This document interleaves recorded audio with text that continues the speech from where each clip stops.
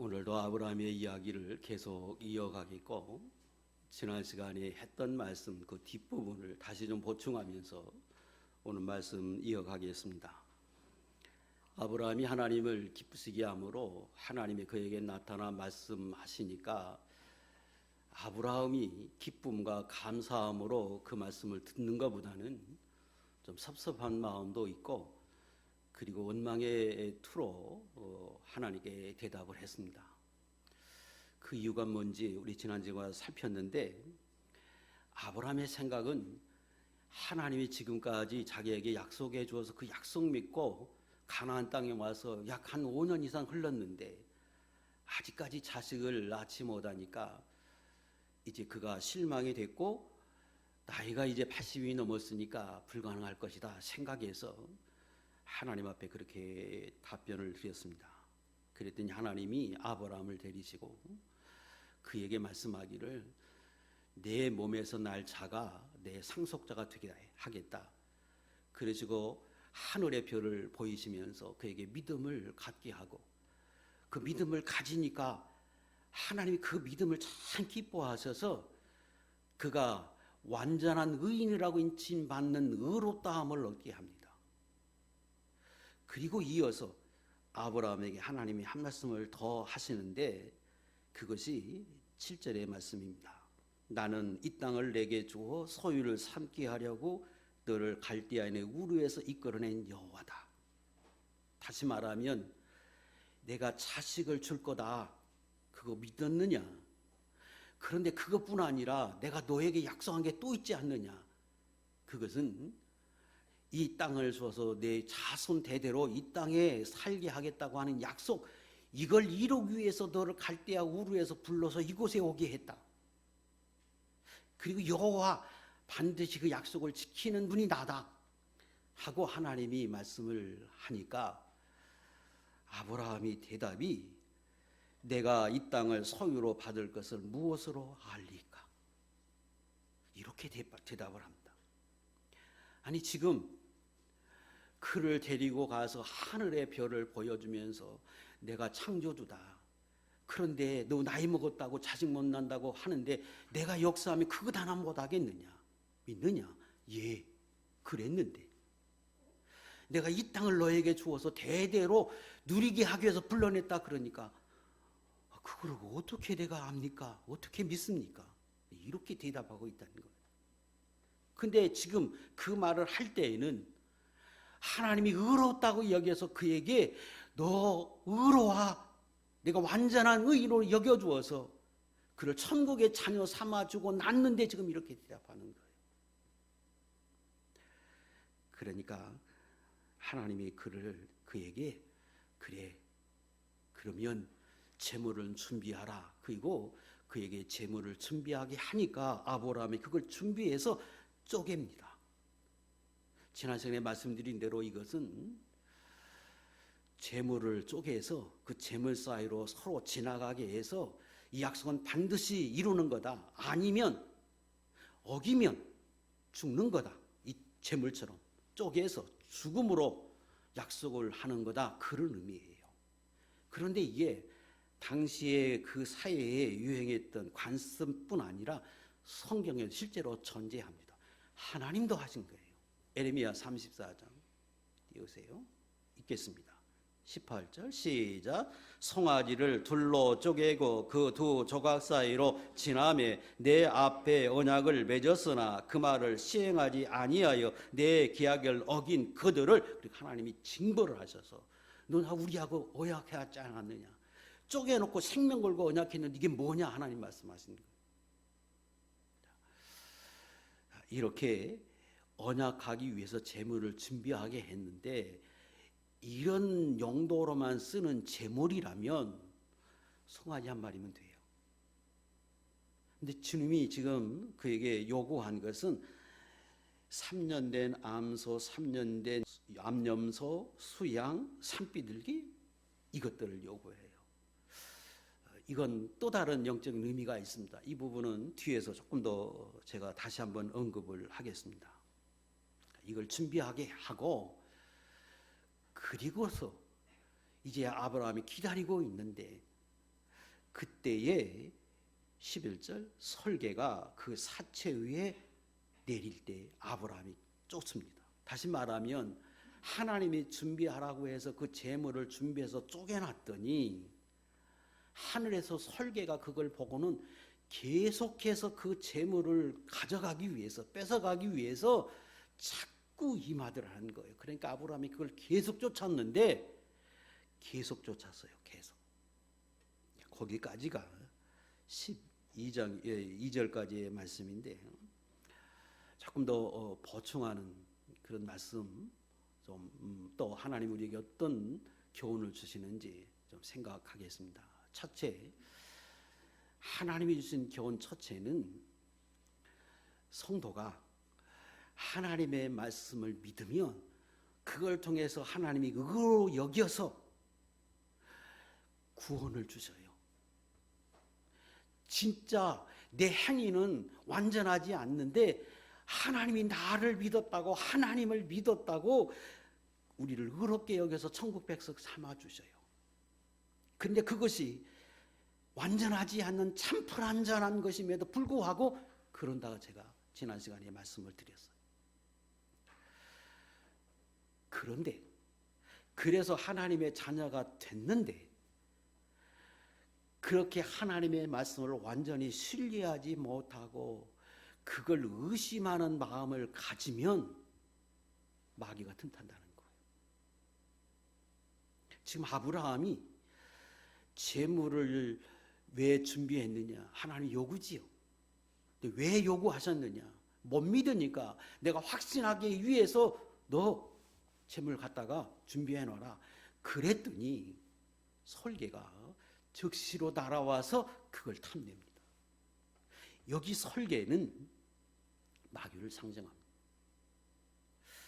자, 레위기 11장 13절에 보면 하나님이 이스라엘 백성들에게 가증해서 먹지 못하게 하는 음식들을 쭉 나열했는데 그 중에 새, 공중에 나는 새에 관한 말씀도 주셨어요. 그 중에 설계가 포함이 되는데 왜 설계가 가증하냐 그러면 설계는 맹금류예요. 잡아먹는 새, 죽은 거 먹는 거, 이런 새, 남 잡아먹는 이런 새는 하나님이 가증하다 그래서 이스라엘 백성들이 먹지 못하게 했어요. 오늘은 괜찮아요. 그러나 영적인 의미가 있어서 제가 설교 한번 한 기억이 있는데, 그래서 하나님이 볼 때는 더러운 짐승, 가증한 짐승. 그런데 그 설계가 지금 임해요. 그 재물 뺏겠다고.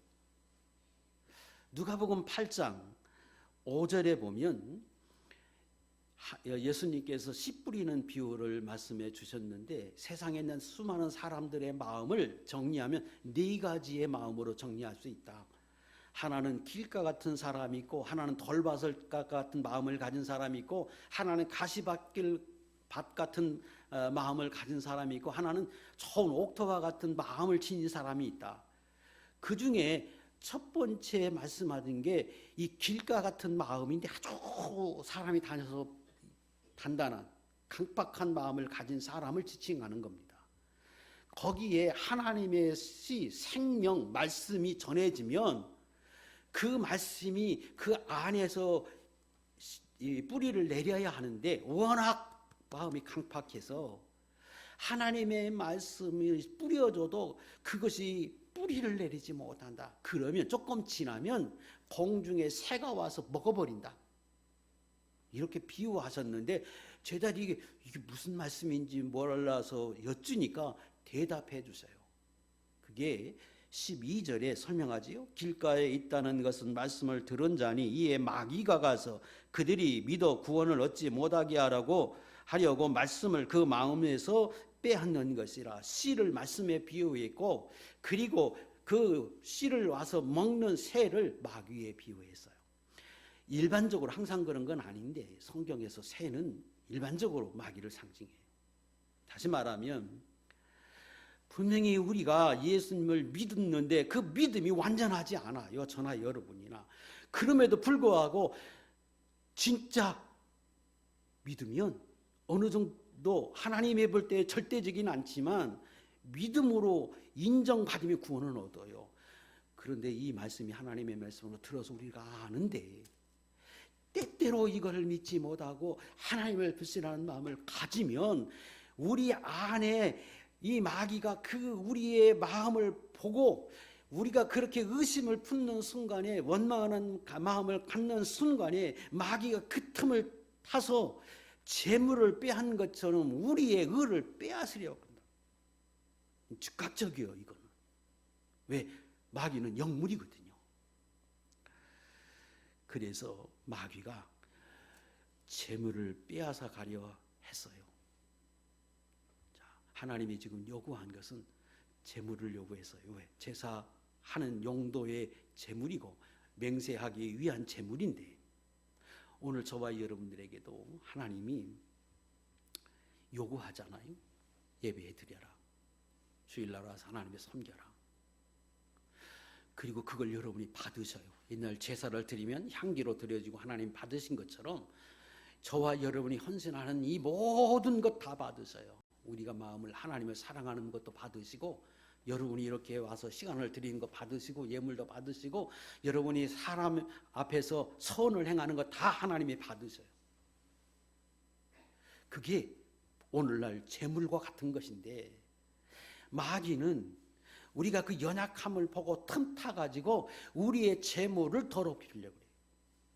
자, 그 오늘 본문을 잘 보시면 굉장히 영적으로 표현을 하셨습니다. 11절 설계가 그 사체 위에, 여기 사체는 뭘 말하는 거지요? 예, 하나님이 준비하게 해서 아브라함이 정성껏 준비해서 지금 쪼개놓은 그 재물, 예물을 뭘로 표현해요? 사체로 표현해요. 죽은 시체에 아무 사람이 손대기도 싫어하는 사체로 표현해요. 지금 재물인데 왜 그러냐면 그건 설계가 이미 그 재물에 손댔다는 거예요. 가증하게 여기는 새가 재물에게 손대는 순간 그 재물은 더러워져서 하나님 앞에 받으실 수 없는 재물이 되고 맙니다. 그러니까 사체가 그 설계가 계속 틈타가지고 쫓았는데 또 틈타고 또 틈타고 그러다가 아브라함이 지쳐가지고 잠깐 한눈 판 사이에 설계가 그 재물에 손댔다는 거예요. 그래서 더러워졌다는 거예요. 그걸 말이에요. 두 번째, 그러면 지속하면 영적으로 허감에 이른다는 겁니다. 12절 그리고 나니까 해 질 때 영적인 표현이에요. 해 진리잖아요. 해가 진다. 진리를 잃어버려요. 왜? 지금 하나님의 말씀에 관한 신뢰가 없어요. 사모함이 없어. 그런데 그게 좀 지나면 당연히 진리 잃어버리죠. 지혜를 잃어버려요. 하나님이 내 안에 계시면서 그 깨달음을 주지 않아요. 그리고 아브라함의 깊은 잠이 임하고 영적인 잠이 들어요. 영적인 잠이 들면 이제 분별이 안 돼. 이게 옳은지 그른지 이게 하나님이 인도하는 길인지 그렇지 않은 건지 이게 지금 분별이 안 돼요. 마귀가 우리로 그렇게 사는 사람이 되기를 원하고 그렇게 하기 위해서 끊임없이 미혹한다는 거예요. 뭐하면? 이 말씀에 대한 신뢰가 없으면. 그래서 하나님의 말씀을 내가 이 하나님의 말씀이니까 내가 하나님의 말씀을 듣고 내가 그렇게 살려고 하는 그 의지도 없고 사모함도 없으면 어느 순간에 우리가 모르게 다 그렇게 돼버리고 만다는 거예요. 마귀에게 미혹을 받아서 하나님이 볼 때 의미 없는 삶을 살 수밖에 없게 마귀가 우리를 끌고 간다. 그런 뜻입니다.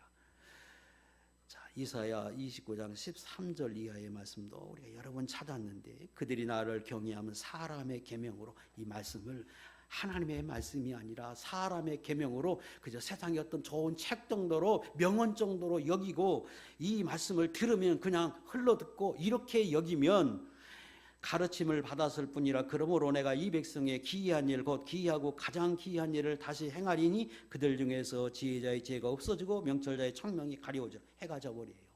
지혜가 사라져버려요. 영적 소경이 되게만 된다는 거예요. 이게 우리가 잘 아는 하나님의 말씀이고 그것이 지속이 되면 더 나가면 12절 영적 흑암에 빠지고 두려움에 빠집니다. 자, 여기 이렇게 여기면 이제 이런 생각이 돼요. 아이고, 예수 믿는 거 어떻게 이 말씀을 다 우리가 알아서 그걸 다 지키고 사는가? 우리가 다 그거 모르고 살고 또 그렇게 안 지키고 사는 것이 너무 많은데 우리 다 이렇게 되고 말 것 아닌가? 굉장히 여러분이 마음이 무거웠으리라고 믿어요. 맞아요. 진리니까. 그래서 제가 그렇게 설교 드렸어요. 자, 근데 좀 생각해 보십시다. 세 번째 강조하려고 하는 것은 저와 여러분이 실제로 생활하면서 제가 지금 설명드린 이 말씀대로 여러분의 삶에서 경험이 된다고 하면 그걸 뒤집어 말하면 저와 여러분 하나님의 거룩한 자녀라고 하는 증거입니다. 다시 말하면 지금 설계가 마귀가 왜 임했느냐? 그러면 아브라함이 하나님의 사람이에요. 어떤 사람? 의롭다함을 인정을 받아서 천국 백성이에요. 6절 이하의 아브라함은 이제 하나님 앞에서 의롭다함을 얻은 성도요. 하나님의 사람이요. 천국 백성이요. 하나님이 볼 때에는 저와 여러분처럼 완전히 믿지 못해서 그래서 수없이 요동하는 사람과 같은 저와 여러분. 그래서 수없이 마귀가 틈타서 우리로 영적 소경에 이르기도 하고 그래서 영적 흑암에 빠지게 해서 고난도 얻게 하고 그리고 많은 시련도 겪게 해요. 맞아요. 그게 우리의 모습이에요. 지금 아브라함의 모습이 그래요. 그 영적 잠을 잔 것처럼 그래서 뭐가 옳은 건지 깨닫지 못해서 그저 넘어지고 실패하고 살아요. 그게 우리예요. 만약에 생각해 보세요. 이게 없다면 다 성공해야 되잖아요. 실패 없어야지 여러분. 왜? 소경 아니면 하나님의 진짜 지혜로만 살면 실패 안 해요. 하나님. 실제 그래요? 안 그렇다고요. 여기 이 설계가 하나님이 재물을 요구하니까 설계가 임했어요. 하나님의 자녀가 아닌 사람들은 마귀가 관심이 없어요. 그리고 그런 사람에겐 재물을 하나님이 요구하지도 않아요. 하나님의 자녀인 거로 요구하고 요구할 때 마귀가 틈타는 거예요. 자, 안 믿는 사람은 얼마나 자유로워요? 지금 하나님의 말씀을 완전히 신뢰하지 못하고 의심하면 마귀가 틈탄다 그랬는데 그들은 아예 하나님 말씀은 듣지도 않는데 무시해버리는데 그들은 그럼에도 불구하고 마귀와 관심도 없어요. 마귀의 자녀로 살아가고 있기 때문에 그런데 저와 여러분은 하나님의 자녀이기 때문에 그러기 때문에 하나님 앞에서 은혜를 입고 천국 백성이 되고 난 이후 그런 사람인 거로 하나님의 지배와 다스림 속에 사는 사람이고 그렇게 살기를 원하지만 그 하나님의 사람이 하나님을 신뢰하지 못한 가운데 아브라함과 같이 계속해서 믿음을 주고 말씀을 주시고 깨닫게 함에도 불구하고 그걸 의심하고 의문을 가지고 하나님 앞에 그렇게 살면 그때 마귀가 틈타서 우리로 하여금 마치 자기의 자녀처럼 이렇게 살도록 우리를 미혹한다 그런 뜻입니다. 그래서 때로는 하나님 앞에 그렇게 살지 못할 때 징계를 얻는 것처럼 아픔도 겪기도 하고 영적 소경에 빠져서 하나님이 나를 이렇게 혼내고 있구나. 이래서 내가 이런 고통도 겪고 아픔도 겪구나 하는 것을 경험하게 하는 거예요. 세상 사람은 아무렇게나 살아가는 건 없어요. 관심도 없어요. 마귀가. 이걸 알아야 해요. 그래서 히브리 12장 8절 이하에서 하나님이 말씀하십니다. 읽겠습니다. 시작.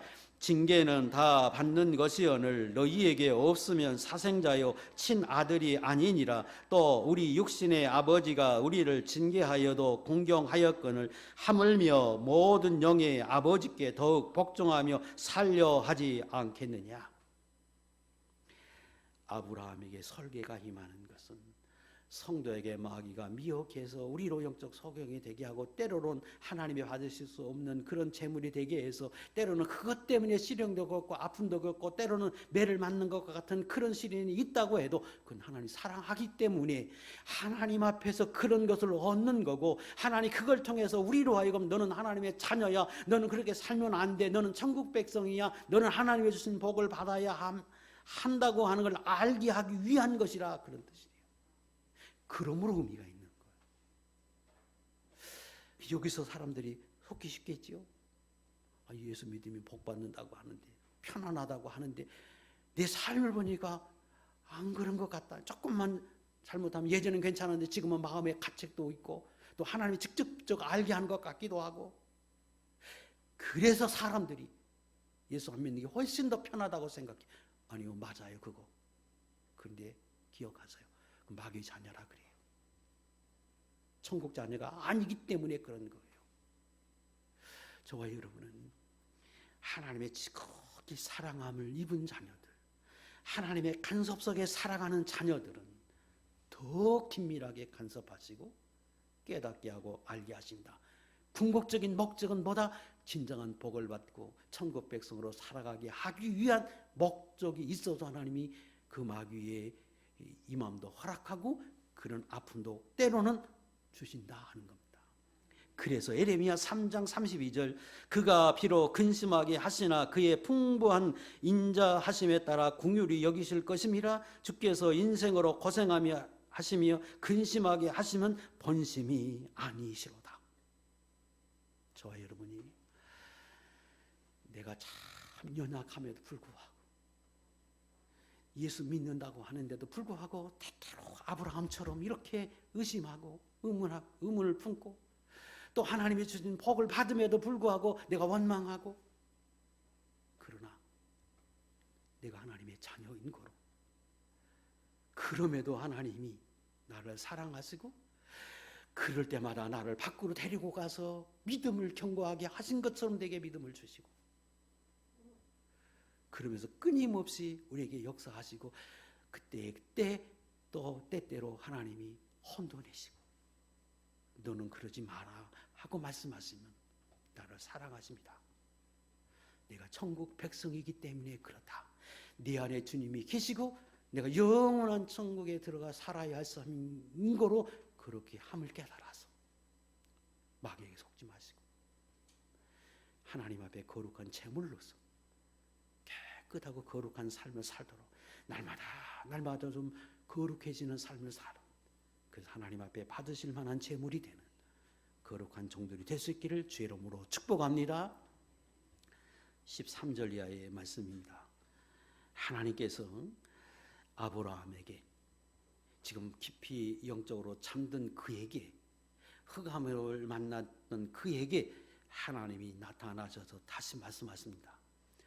여호와께서 아브라함에게 이르시되 너는 반드시 알라. 내 자손이 이방에서 객유되어 그들을 섬기겠고 그들은 400년 동안 내 자손을 괴롭히리니, 그리고 그들이 섬기는 나라를 내가 징벌할지며 그 후에 내 자손이 큰 재물고 이끌고 나오리라 말씀하십니다.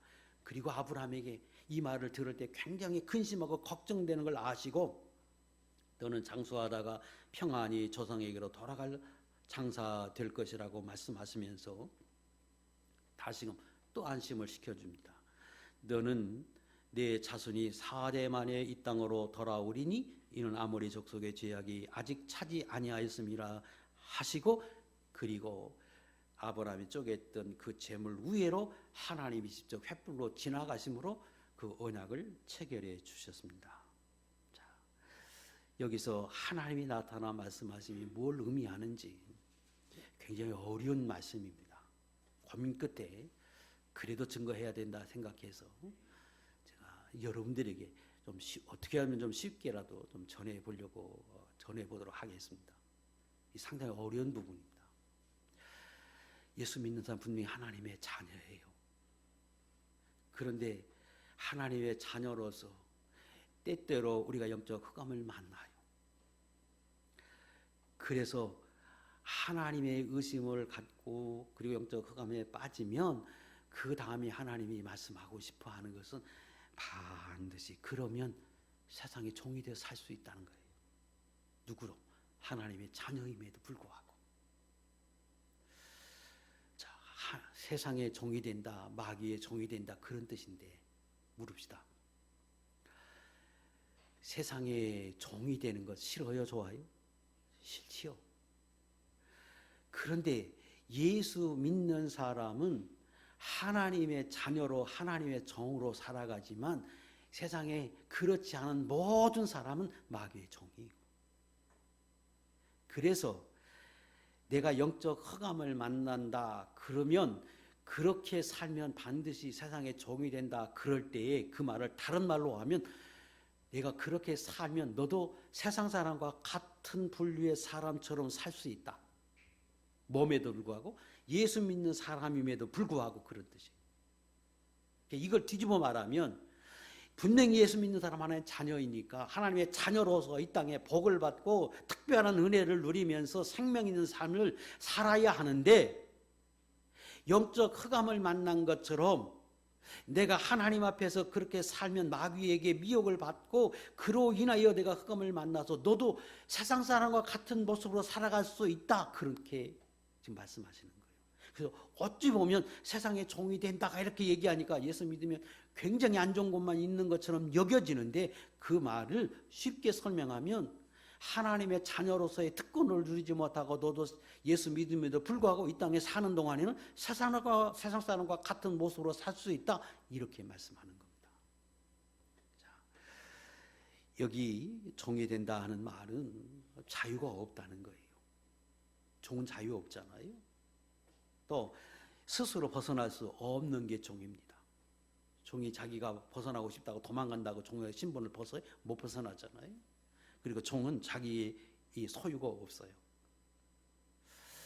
예수 믿는 사람이 종이 된다는 말은 하나님이 종으로서 사는 것을 허락해서 종이 되는 거예요.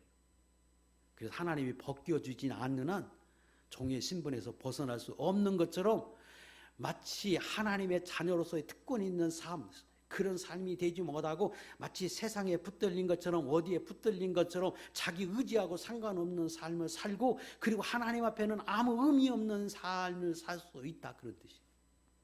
예수 믿는 사람이 하나님의 특별한 자녀임에도 불구하고. 자, 이 말을 좀 쉽게 설명을 드리자면 그 본문을 좀 보세요. 13절 아브라함에게 이르시되 너는 반드시 알라.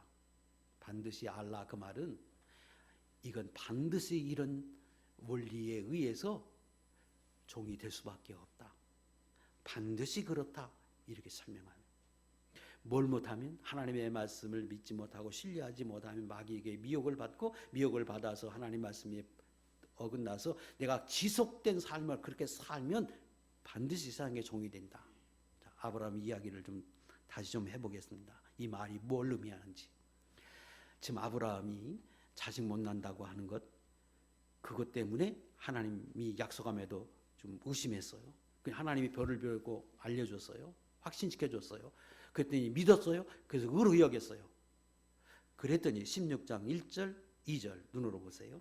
아브라함이 아내 사레를 출산하지 못하였고 그에게 한 여종이 있으니 애굽 사람이요 이름은 하갈이라. 사레가 아브라함에게 이르되 여호와께서 내 출산을 허락하지 아니하셨으니 원하건대 내 여종에게 들어가라. 내가 혹 그로 말미암아 자녀를 얻을까 하노라 하며 아브라함의 사레의 말을 들으니라. 다시 말하면 뭐예요? 틀렸다 이제. 하나님 그렇게 말씀하시고 내게 믿음도 주고 별을 보여주고 다 그랬는데 이제 내 나이가 이렇게 돼서 10년이나 지났고 내 나이가 지금 85세인데 틀렸다. 그러니까 이제 그만 기대하고 여종 통해서 자식 납시다. 사례가 그렇게 말했다는 거예요. 그러니까 아브라함이 그 말을 듣고 진짜 그거 맞는 것 같다. 그럽시다. 그리고 3절, 4절, 5절, 6절 실제로 자식을 낳았어요. 그리고서 낳은 자식이 누구예요? 이스마엘이에요. 4절 아브라함이 하갈과 동침하였더니 하갈이 임신함에 그가 자기의 임신함을 알고 그의 여주인을 멸시한지라. 사례가 아브라함에게 이르되 내가 받는 모욕은 당신이 받아야 옳도다. 내가 이 여종의 당신의 품에 두었거늘 그가 자기의 임신만 알고 나를 멸시하니 당신과 나 사이에 여호와께서 판단하시기를 원하라. 그렇게 믿지 못해서 진짜 일을 행해서 자식을 낳아놓으니까 불신이죠. 하나님이 의롭다고 여겨줬음에도 불구하고 그걸 믿지 못하고 마귀의 미혹을 받아서 실제로 하나님 말씀이 어긋난 일을 했더니 집안이 뭐가 됐느냐. 아내하고 사이좋게 살다가 여종이 임신을 하고 나니까 여종의 주의를 무시해버려요. 그래서 갑자기 집안이 그냥 다 쑥대밭이 되고 화평이 깨지고 날마다 집안에 싸움만 일어나게 됐던 이 종된 생활이에요. 흑암의 역사예요. 실제로 그게 임하더라는 거예요. 마음 하나님의 말씀을 믿지 못하고 살았더니 21장 9절로 11절 띄우세요. 살아가 본즉 하갈의 아들이 이삭을 놀리는지라 그가 아브라함에게 이르되 이 여종과 이 아들을 내쫓으라. 아브라함이 그의 아들로 말미암아 그 일이 매우 근심이 되었더나 21장에 가면 그럼에도 불구하고 하나님의 아들을 주었어요. 약속하셨으니까. 그랬더니 이번에는 그 여종이 낳은 그 아들이 좀 컸지요. 이제 10살이 넘었으니까 그 아이가 이제 막 난 그 본처에서 난 아이를 괴롭혀요. 그러니까 그걸 또 본처가 보고는 저 쫓아내라 그래갖고 아브라함한테 계속 아브라함한테 말해요. 저 쫓아내. 여종도 쫓아내고 그 이스마엘도 쫓아내자고. 그래서 아브라함이 그것 때문에 지금 머리 아파. 그래서 실제로는 쫓아내잖아요. 이게 종된 생활이에요. 그렇게 해서 얻어놨더니 자기 것도 안 되고 그리고 내 맘대로도 못해. 그래서 결국은 다 그 여종도 쫓아내고 아들도 쫓아냈어요. 하나님 그렇게 하라고 그랬어요. 이게 종된 생활이에요. 이스라엘 백성들은 어떻게 됐느냐. 하나님의 말씀을 믿지 못해서 실제로 13절에 있는 것처럼 그들도 나중에 애굽에 내려가서 삽니다. 애굽의 종이 돼서 400년 동안 진짜로 살아요. 왜? 하나님의 말씀을 믿지 못해서, 신뢰하지 못해서 마귀에 틈타고 그로 인하여 그들이 죄악 속에 살아서 하나님 앞에서 가나안에서 쫓겨나고 그리고 애굽의 종이 돼서 실제로 400년 살아요. 종이 돼서 실제로 하나님 그렇게 살았습니다. 아브라함은 14년 살아요. 아브라함은 16장 마지막 절 16절 하갈이 아브라함에게 이스마엘을 낳았을 때 아브라함 나이가 86세입니다. 17장 1절 아브라함이 99세 때 여호와께서 아브라함에게 나타납니다. 14년 동안 침묵하셔요. 그래서 종된 생활의 삶이 이렇게 되는 거예요. 야곱은 종된 생활 몇 년? 20년 하잖아요. 바다나 아람에서. 모세는 몇 년? 40년 하잖아요. 이스라엘 백성은 몇 년? 400년이에요. 그래서 반드시 너희는 알라 이 말 속에는 두 가지 의미가 포함되어 있어요. 세상에 하나님의 말씀을 믿지 못하면 반드시 그런 사람의 결론은 세상의 종이 되는 것 같은 삶을 살게 된다. 또 하나는 인간이 참 연약하기에 너희도 그렇게 될 수 있다. 그런 뜻입니다. 그래서 저와 여러분이 다 하나님의 자녀지만 실제로 이 세상에 살 때 종과 같은 삶을 사는 세월이 있어요. 그래서 성도가 오늘 예수 믿는 사람이지만 하나님 앞에 그렇게 살지 말자.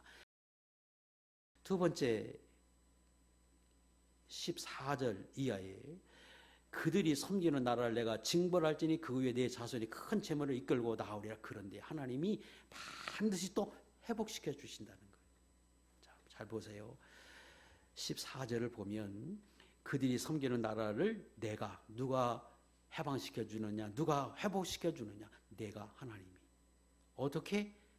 그 자손들이 섬기는 나라, 그를 괴롭히고 또 포로 잡아가고 그리고 종 삼았던 애굽을 바벨론을 내가 하나님이 심판해서 벗어나게 한다. 세상이 우리로 하여금 종 삼는데 하나님의 때가 되면 그들을 하나님이 심판해서 우리를 벗어나게 하신다. 이건 반드시 한다는 거죠. 하나님이 나의 의를 인해서 내가 온전해질 때 한다 이렇게 말씀하지 않고 그를 핍박하던 그 나라를 징벌해서 해방시키겠다 그 말은 반드시 하나님이 그렇게 하시겠다 그런 뜻이죠. 또 그때에 어떤 복을 주시느냐? 내 자손이 큰 재물을 이끌고 나오리라. 그래서 세상의 종된 생활에서 벗어날 때에는 오히려 복을 주신다.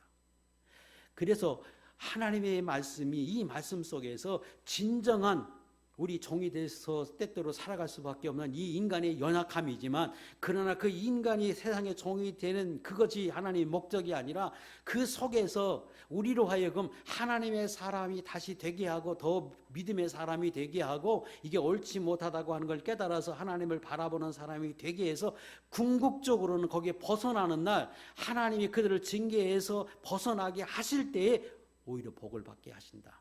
그 말은 복 주시기 위한 연단이었고 진정한 목적이 징계가 아니라 하나님의 복을 주시기 위한 것이 목적이었다고 하는 걸 말해주죠. 그래서 출애굽기 11장 1절과 2절에 보면 실제로 이스라엘 백성이 가나안 애굽에서 벗어날 때 애굽 사람들에게 금은보화를 요구하지요. 그러니까 그들이 그걸 싸주면서 빨리 나가라고 해서 실제로 얻습니다.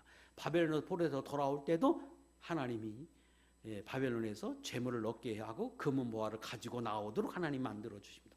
예언대로 됐어요. 오늘 저와 여러분 세상에서 내가 때때로 연약해서 세상에 종된 것처럼 그래서 허송생활하는 것처럼 고난의 세월을 산 것처럼 사는데 근데 그거 목적은 하나님의 사람으로서 믿음의 사람이 되어서 거룩한 사람이 되기 위해서 하나님이 때때로 허락하고 그 삶에서 다시 하나님을 바라보는 삶으로 돌이킬 때 오히려 복 주신다는 거예요. 그래서 진정한 하나님의 목적이 무엇인지를 말해줍니다. 자, 그런데 그 안에서 우리에게 영적으로 아주 중요한 원리를 하나 깨닫게 합니다. 그건 뭐냐 그러면 분명히 해방시키는 건 구원시키는 건 종에서 우리를 건져내게 하시는 건 하나님이 하신다고 그랬어요. 내가 어떻게 그들을 징계해서. 그런데 그 징계에서 내보낸다고 할 때 그 말 속에는 깊은 영적인 의미가 포함되어 있습니다. 자, 출애굽기 2장 24절 이하의 말씀을 좀 띄우세요. 읽겠습니다. 시작. 하나님이 그들의 고통 소리를 들으시고 하나님이 아브라함과 이삭과 야곱에게 세운 그의 언약을 기억하사 하나님이 이스라엘 자손을 돌보셨고 하나님이 그들을 기억하셨더라. 이스라엘이 실제로 애굽에 400년 예언대로 종이 되었잖아요. 근데 건져내실 때는 하나님이 예언대로 하나님이 그들을 건져내세요. 어떻게? 애굽을 징계해서. 그러면 400년만 지나면 하나님이 징계해서 건져내겠구나. 우리가 이렇게 생각하잖아요. 맞아요. 그런데 왜 400년인가 그러면 400년이 되니까 비로소 그때 이스라엘 백성이 하나님을 찾아요. 하나님의 말씀을 기억하고 상기하고 하나님의 과거에 주셨던 말씀을 생각하면서 이 말씀대로 이루어 달라고 그들이 부르짖는 소리를 들으시고 하나님이 내가 과연 그때 약속했지? 그러니까 내가 약속대로 너희를 건져줘야지 하고 건져주셨다는 거예요. 물읍시다. 하나님이 창조주인데 기억을 못 하셨을까요? 아니죠. 그 말 속에는 정한 기간이 있어요. 400년. 그런데 그 정한 기간은 하나님으로부터 정한 기간이지만 실제로는 그들이 하나님의 말씀을 사모하고 하나님의 사모해서 하나님 앞에 그렇게 아주 간절하게 기도하고 하나님 우리를 구원해 주십시오. 성경에 이렇게 약속했으니까 우리를 구원해 달라고 해서 그들이 하나님의 말씀을 소중히 여기고 이 말씀으로 다시 돌아오는 생활을 할 때 하나님이 그때서 그 말씀을 기억하고 실제로는 다 알고 계십니다. 불구하고 그때 그 말씀을 들으시고 그들을 구해 주신다는 것. 자, 스가랴 2장 8절 우리가 잘 아는 말씀입니다. 시작. 만군의 여호와께서 이같이 말씀하시되 영광을 위하여 나를 너희를 노략한 여러 나라로 보내셨나니 너희를 범하는 자는 그의 눈동자를 범하는 것이나 포로된 이후에 그들이 돌아오기 직전에 하나님 말씀하신 거예요. 자, 생각해 보세요. 포로되게 한 거 하나님 몰라요? 알지요. 왜 포로됐어요? 하나님 허락해서 포로된 거잖아요. 그런데 돌아올 때쯤 되니까 하나님 말씀하세요. 너희를 포로된 그 사람들, 포로된 곳곳마다 하나님의 종들을 보내서 말씀하세요. 너희를 괴롭게 하고 너희를 포로 삼아서 이렇게 힘들게 했던 그들을 내가 징계하겠다. 왜? 너희는, 이스라엘은 내 자녀인데 내 자녀를 범하는 것은 곧 내 눈을 범하는 것 같아서 내가 가만히 있지 않는다. 그래서 그들을 징계함으로 너를 포로에서 건져내게 하겠다. 바벨론에서 돌아오게 하겠다. 하나님 말씀하세요. 그러면 그동안 바벨론에 포로된 그 전에는 왜 보내요? 그런 자식을. 그때는 이스라엘 성이 하나님 바라보지도 않고 사모함도 없고 하나님 말씀에 소중함도 없고 그렇게 살려는 사람이 없을 때는 하나님의 자식으로서 자녀로서의 그들에 대한 사랑이 없어서 없는 것보다도 그때 하나님이 버려두어서 포로되게 했는데 그들이 비로소 하나님을 바라보고 하나님을 찾고 앙망하고 사모하니까 하나님이 그들을 바라보며 애끓는 마음으로 지금 말씀하시는 거예요. 너희를 범하는 것 내 눈을 범한 것 같아 내 가만히 두지 않는다. 그러면서 그때 바벨론을 징계하고 그때 애굽을 징계해서 건져내셔요. 그러니까 그 속에는 분명히 반드시 하나님이 회복하세요. 근데 그 시기가 하나님이 그들을 쳐서 건져내시는데 그 시기는 그들이 하나님을 바라볼 때 하나님을 사모할 때 그들의 행위로 판단해서 하는 게 아니고 하나님이 지금 온전하지 않지만 그들이 다시금 하나님을 바라볼 때 그때 하나님 역사해 주신다. 그런 말씀입니다.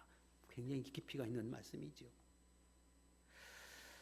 또 그들에 대한 구원은 전적인 은혜다. 세 번째 우리가 알 수 있는데 15절 말씀 좀 보겠습니다. 15절 말씀도 참 다양하게 해석할 수 있어요. 13절, 14절, 15절은 굉장히 어려운 말씀입니다. 그래서 다양하게 해석할 수 있는 말씀인데 갑자기 아브라함의 이야기를 합니다. 너는 장수하다가 평안히 애굽으로 돌아가 장사될 것이라. 지금 아브라함에게 그 전에 너희 반드시 포로된다. 400년 동안 너희 산다. 그러면 아브라함이 얼마나 아주 침체되어 있었겠어요. 근데 아브라함에게 말해요. 너 걱정하지 마라. 편안히 살다가 장사 되게 한다.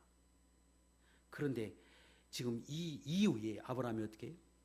이렇게 말씀해 주음에도 불구하고 아브라함이 하나님의 말씀을 믿지 못하고 인본주의를 행하고 말잖아요. 그럼에도 불구하고 하나님 미리 말씀하세요. 너 편안히 살다가 내가 그렇게 살게 하겠다. 그래서 아브라함에게 말씀하시는 이것, 그럼에도 불구하고 내가 너를 회복시키고 그럼에도 불구하고 내가 너를 구원하게 하고 그럼에도 불구하고 내가 편안히 살게 하겠다 이 말씀이에요. 그리고 그 약속을 17절에 당신이 직접 그 쪼갠 재물 위에 지나가서 변하지 않는 생명을 언약해 주므로 아브라함이 그렇게 살아요. 자, 저와 여러분이 완전하지 않아요. 그래서 때때로 송이된 것 같기도 하고 또 시련도 겪고 또 속임과 같은 삶을 살기도 해요.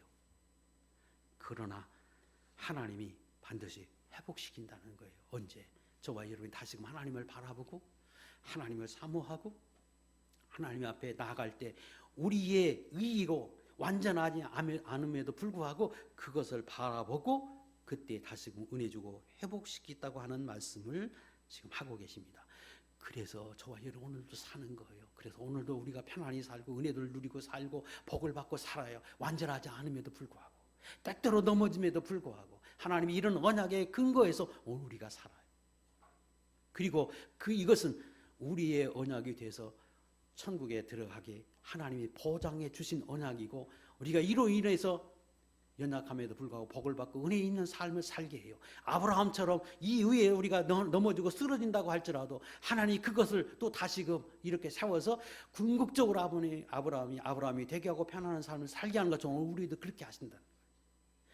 그런데 그게 하나님의 은혜라고 하는 것을 하나님이 다시금 기억하게 하기 위해서 16절의 말씀을 또 하십니다. 16절 보세요.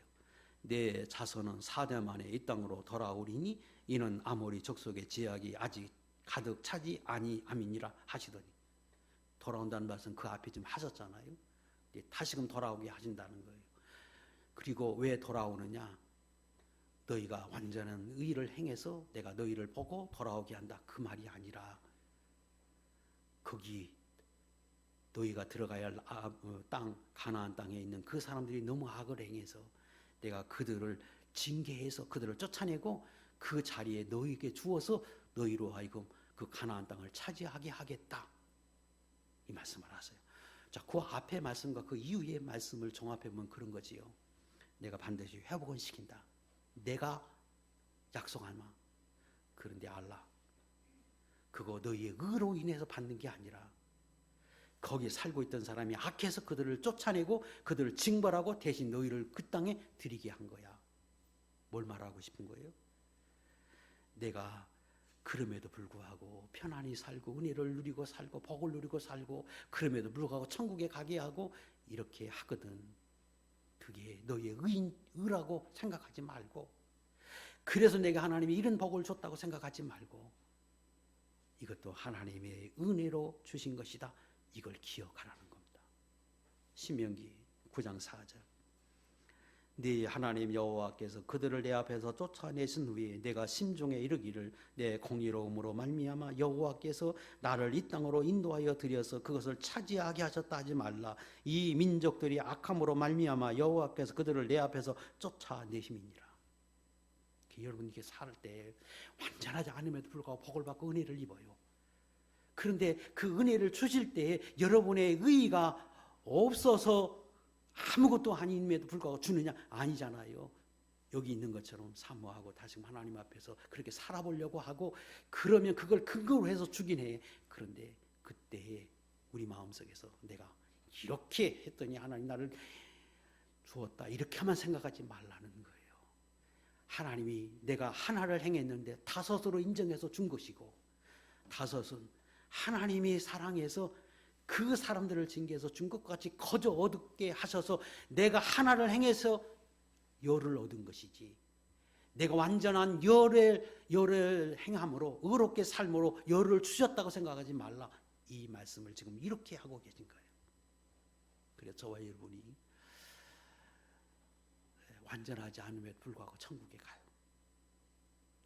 그런데 기억합시다. 그것은 내 의는 2고 3이고 4인데 하나님이 그것을 10으로 여겨줬고, 또 살면서 내가 하나를 행하고 둘을 행할 때 그것을 7로 8로 여기시고 은혜를 주시고, 그리고 우리에게 요구하는 것은 그걸 알라는 거예요. 그래서 언제나 하나님 앞에서 은혜로 알고 하나님 앞에 그렇게 살라고 말씀하십니다.